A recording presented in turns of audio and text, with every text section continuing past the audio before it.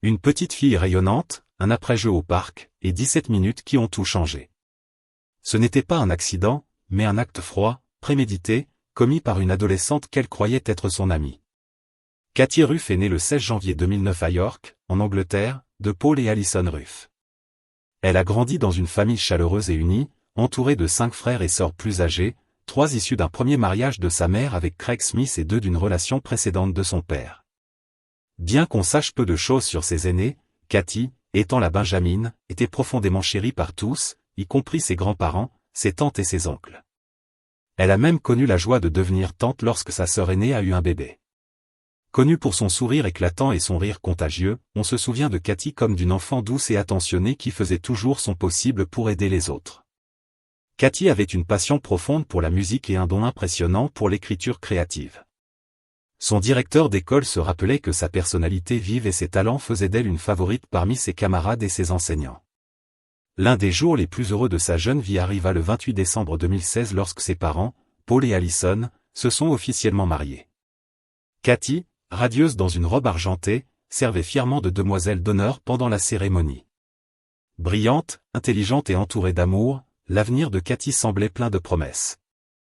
Mais cette promesse ne s'est jamais réalisée. Après la période des fêtes, qui avait inclus le mariage de ses parents et les célébrations du Nouvel An, la vie reprit progressivement son cours habituel pour la famille Ruff. Dans les premiers jours de janvier, avant la reprise de l'école, les voisins voyaient fréquemment Katy dehors, débordante d'énergie et de joie. Elle prenait plaisir à jouer en plein air, à sauter sur le trampoline, à grimper aux arbres et à créer des dessins colorés à la craie sur le trottoir. Quand l'école reprit le lundi 9 janvier 2017, Katy était ravie de retrouver sa classe et rentra plus tard chez elle où sa mère l'accueillit chaleureusement. Bien que les détails exacts de cet après-midi restent flous, une chose est connue. Katy, comme elle le faisait souvent, était allée jouer dans un parc voisin situé à moins de 10 minutes de chez elle. Vers 16h20, un voisin la vit rire et jouer avec une autre fille qui semblait un peu plus âgée. 17 minutes plus tard, tout bascula tragiquement. Le mari de la voisine, rentrant du travail, tomba sur une adolescente en détresse, couverte de boue, passant un coup de téléphone frénétique. Elle semblait essayer de joindre les services d'urgence et avait du mal à décrire son emplacement. Inquiet, l'homme appela sa femme, qui comprit rapidement que la fille paniquée était la même qui jouait avec Katy quelques instants plus tôt. L'homme se précipita vers le parc où il découvrit une vision horrible. Katy gisait immobile sur le sol, le visage maculé de sang. Pris de panique, il vérifia son pouls mais n'en trouva aucun. Sous le choc et bouleversé, il courut chez lui, pressant sa femme d'appeler à l'aide. Les rapports divergèrent par la suite sur la suite des événements. Certains récits affirmèrent qu'environ 17 minutes après que les filles aient été vues ensemble pour la dernière fois, un appelant anonyme avait contacté les services d'urgence, disant qu'une personne était morte, mais sans donner plus de détails ni de localisation. Malgré ces informations limitées, les autorités commencèrent rapidement à tracer la source de l'appel mystérieux. Pendant ce temps, totalement inconsciente de la tragédie qui se jouait à proximité, Alison commença à s'inquiéter en remarquant que Katy était absente plus longtemps que d'habitude. S'attendant à trouver sa fille jouant non loin, elle sortit et l'appela, mais il n'y eut aucune réponse. Son inquiétude se transforma rapidement en peur alors qu'elle parcourait le voisinage, sachant que Katy ne s'éloignait jamais beaucoup de la maison. 13 minutes après l'appel d'urgence mystérieux, Alison passa elle-même un appel aux autorités pour signaler la disparition de Katy. Elle expliqua que sa fille était partie depuis environ 45 minutes et qu'elle avait de plus en plus peur. Pendant ce temps, la police utilisait la technologie de géolocalisation téléphonique pour retracer l'origine de l'appel d'urgence précédent. Leur recherche les mena rapidement à une zone voisine, déclenchant une intervention urgente. Tragiquement, la recherche se termina par la découverte du corps sans vie de Katy dans le parc même où elle jouait. Paul arriva peu après, rejoignant Alison alors qu'ils refaisaient le chemin habituel de leur fille. En approchant du parc, ils remarquèrent des lumières clignotantes et une activité croissante. Se précipitant, ils furent confrontés à une vue insupportable. Des policiers et des secouristes s'affairaient autour de leur fille, qui avait subi 2 profondes blessures. Alison s'effondra au sol, serrant Katy dans ses bras et refusant de lâcher prise, tenant sa petite fille dans ce qui devint leur dernière étreinte. Paul brûlait d'en faire autant, mais des policiers le retinrent doucement pour laisser de l'espace aux secouristes afin qu'ils commencent la RCP. Les secours soulevèrent rapidement Katy dans une ambulance et la transportèrent en vitesse à l'hôpital de York, les sirènes résonnant dans les rues. Une voiture de police escortait Paul et Allison pour qu'ils puissent rester près de leur fille. Tragiquement, leurs pires craintes se réalisèrent lorsque les médecins les informèrent que, malgré tous les efforts, Katie n'avait pas pu être ranimée. À 17h45, la fillette de 7 ans fut déclarée morte. Le choc et le chagrin se propagèrent dans sa famille et la communauté, une seule question tenant tout le monde en haleine, non seulement qui avait pu faire cela, mais pourquoi. La recherche des réponses commença presque immédiatement. Et non loin du corps de Katie, les enquêteurs trouvèrent le premier indice de cette question obsédante. Les autorités localisèrent rapidement la personne qui avait passé le premier appel d'urgence, la même adolescente qui avait été vue en train de jouer avec Katie plus tôt dans l'après-midi. Elle n'avait que 15 ans, et son apparence défaite montrait clairement qu'elle avait été directement impliquée dans l'événement tragique. En raison des strictes protections légales en Angleterre, l'identité des mineurs impliqués dans des affaires criminelles est gardée confidentielle, empêchant les médias de révéler son vrai nom. La nouvelle choquante se répandit rapidement, attirant l'attention intense du public et de la presse. Une tragédie d'une telle ampleur ne pouvait passer inaperçue. En quelques minutes, des journalistes envahirent la zone, avides de capturer des images et de découvrir des détails sur ce qui s'était passé. Bien que la suspecte soit déjà en garde à vue, l'enquête était loin d'être terminée. Les autorités scellèrent la scène de crime pour une période prolongée afin de préserver les preuves et s'assurer que rien ne soit perturbé. Des experts médico-légaux examinèrent soigneusement chaque centimètre de la scène, collectant tout ce qui pouvait être lié à l'affaire. Leur mission n'était pas seulement de confirmer qui était responsable, mais aussi de reconstituer les événements précis ayant conduit à la mort de Katie. Les autorités lancèrent un appel au public pour obtenir de l'aide, pressant quiconque ayant vu les deux filles cet après-midi, avant ou après la tragédie, de se manifester avec des informations.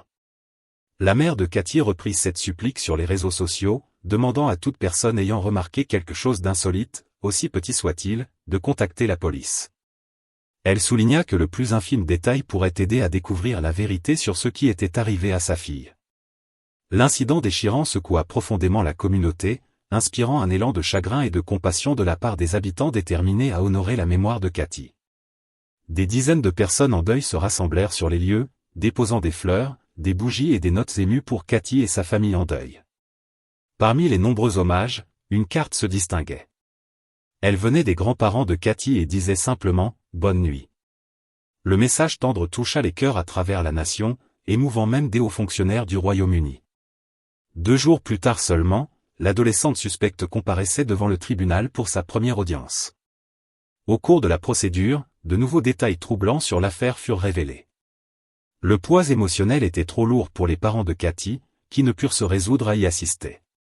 Cependant, ses grands-parents paternels et 2 de ses frères et sœurs étaient présents, affrontant courageusement la jeune fille accusée du crime. En raison des lois strictes protégeant les mineurs, aucune photographie ni détail d'identification de la suspecte ne furent rendus publics. Elle fut seulement décrite comme ayant de longs cheveux bruns et portant un sweatshirt gris oversize, encadré par 2 agents de sécurité et un représentant de l'équipe des jeunes délinquants. L'adolescente resta silencieuse derrière une paroi de verre tandis que son avocat répondait aux questions du juge. L'audience ne dura que 8 minutes et certains rapports suggérèrent qu'elle y assista par liaison vidéo plutôt qu'en personne. Durant la session, il fut révélé que Katie avait été tuée par asphyxie, perpétrée avec une main gantée. Après avoir confirmé que Katie ne respirait plus, l'adolescente aurait infligé des blessures mortelles à sa gorge et à sa poitrine avec un instrument tranchant, comme rapporté par son avocat. Elle reconnut avoir commis l'acte, mais plaida non coupable pour cause de démence. Des rapports indiquèrent qu'elle luttait contre des problèmes de santé mentale depuis un certain temps, bien que les experts aient débattu du diagnostic précis, la plupart penchant vers la schizophrénie. Des preuves montrèrent que l'adolescente avait des antécédents d'automutilation et avait même publié des images de ses blessures sur les réseaux sociaux, accompagnées de messages révélant sa fragile santé mentale. Bien qu'elle ait toujours montré un intérêt pour les histoires d'horreur, son comportement prit une tournure bien plus sombre environ 1 an avant l'agression. Suite à la perte soudaine d'un ami proche, elle commença à s'infliger des blessures et développa des pensées de plus en plus troublantes, y compris des idéations suicidaires. Sa fixation sur la mort grandit parallèlement à un profond intérêt pour la science-fiction et les théories du complot. Elle commença à croire que des robots vivaient parmi les humains déguisés et affirma même que certains membres de sa famille étaient des êtres artificiels. Alors que son état mental continuait à empirer, elle fut retirée de l'école et placée sous la supervision de professionnels de la santé mentale. Après l'audience, le juge ordonna que l'adolescente reste en détention sous stricte surveillance. Au-delà de la salle d'audience, la tragédie laissa un impact durable sur la communauté. Ému par l'envie d'aider, un résident local qui n'avait jamais rencontré les parents de Cathy lança une campagne de collecte de fonds pour soutenir la famille endeuillée. La communauté répondit avec une générosité remarquable, récoltant 32 000 $ pour couvrir les frais funéraires et permettre à la famille de faire son deuil sans le fardeau supplémentaire du stress financier. Désireux d'exprimer sa gratitude, Paul finit par localiser l'organisateur anonyme de la collecte et le remercia personnellement. Une fois les examens médico-légaux terminés, le corps de Cathy fut rendu à sa famille pour l'inhumation. Les funérailles eurent lieu à la cathédrale d'York, la même église où elle avait été baptisée et où elle assistait régulièrement à la messe avec sa famille. Son petit cercueil blanc, orné d'illustrations de ses livres préférés du docteur Seuss, fut transporté dans un carrosse tiré par des chevaux, honorant la vie de la petite fille bien-aimée. Un programme d'adieu distribué pendant la cérémonie incluait une citation attribuée au docteur Seuss, « Ne pleurez pas parce que c'est fini. Souriez parce que c'est arrivé ». La cérémonie, tenue le lendemain, fut dirigée par l'archevêque d'York, qui avait passé toute la nuit en prière à côté du cercueil de Cathy, refusant de la laisser seule. Plus de 300 personnes y assistèrent, et conformément aux souhaits de la famille, de nombreux enfants portaient des rubans colorés pour s'assurer que les adieux à Cathy soient remplis de lumière et de joie. Même Allison, la mère de Cathy, portait un ruban vif épinglé sur sa poitrine tout en prononçant un éloge émotionnel. La famille insista sur le fait qu'elle ne voulait pas que l'attention se porte sur la tragédie de sa mort, mais sur la joie et le bonheur que Cathy avait apporté dans leur vie durant son bref passage sur Terre. Quelques jours plus tard, le 16 janvier, le jour qui aurait dû être le 8e anniversaire de Cathy, la communauté se rassembla une fois de plus pour honorer sa mémoire. Cette fois, la famille, les amis et les résidents locaux lâchèrent des ballons colorés dans le ciel pour célébrer le souvenir de Cathy. Le même jour, un événement de collecte de fonds familial fut organisé pour recueillir des dons en vue d'un banc commémoratif en son honneur. Le banc fut ensuite installé dans les jardins du musée de York, accompagné d'un vitrail dédié à sa mémoire. La vitre portait une inscription qui reflétait l'impact durable de sa vie, elle a laissé des traces de lumière dans nos cœurs. Et bien que le monde soit imparfait, elle l'a rendu un peu plus brillant. En juillet 2017, l'adolescente responsable du crime, par l'intermédiaire de ses représentants légaux, plaida formellement coupable après avoir conclu un accord avec l'accusation. L'accusation initiale de meurtre fut abandonnée et elle fut plutôt reconnue coupable d'homicide involontaire pour cause de responsabilité diminuée. Cependant, lors de cette audience, une accusation supplémentaire de possession d'une arme offensive fut ajoutée. Des détails précédemment non divulgués sur l'affaire émergèrent également. Il fut confirmé que Cathy était morte d'asphyxie causée lorsque l'adolescente comprima ses voies respiratoires avec une main gantée. Chose choquante, les deux filles jouaient ensemble quelques minutes avant l'attaque. Les médecins légistes déterminèrent que les blessures par couteau, une à la nuque et une autre au torse, avaient été infligées après sa mort.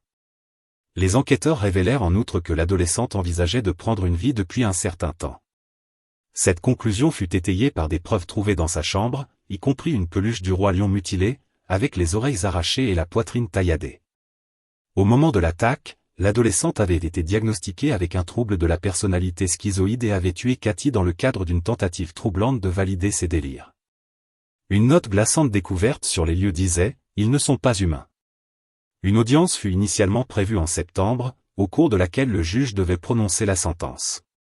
Cependant, avant de rendre une décision finale, il demanda des évaluations psychiatriques supplémentaires, prolongeant le processus de 12 semaines supplémentaires. Le juge s'excusa même auprès de la famille de Cathy pour ce retard, expliquant que le temps supplémentaire était nécessaire pour déterminer la mesure la plus appropriée. Bien que l'accusation acceptât le plaidoyer de l'adolescente pour l'accusation réduite d'homicide involontaire, le tribunal insista pour une réévaluation complète de sa santé mentale. Lorsque la jeune fille fut informée de la prolongation de la période d'évaluation, elle fondit en larmes. Pendant l'audience, le juge souligna que toutes les options de sentence restaient ouvertes. S'adressant directement à l'adolescente, il souligna qu'il ne faisait aucun doute qu'elle représentait un risque sérieux, tant pour les autres que pour elle-même. Enfin, le 24 novembre, le tribunal se réunit à nouveau. À ce moment-là, l'adolescente avait eu 16 ans. Le juge imposa une peine de prison à perpétuité avec un minimum de 5 ans à purger avant qu'elle ne puisse être envisagée pour une libération conditionnelle. Bien que la sentence mit fin aux procédures judiciaires, le chagrin éprouvé par la famille et les amis de Cathy ne s'apaiserait jamais pleinement. Cette perte durable s'exprima de manière profondément personnelle. Ses parents se firent tatouer le nom de Cathy sur leur poignet, accompagnés de mots reflétant que la vie ne serait plus jamais la même sans elle.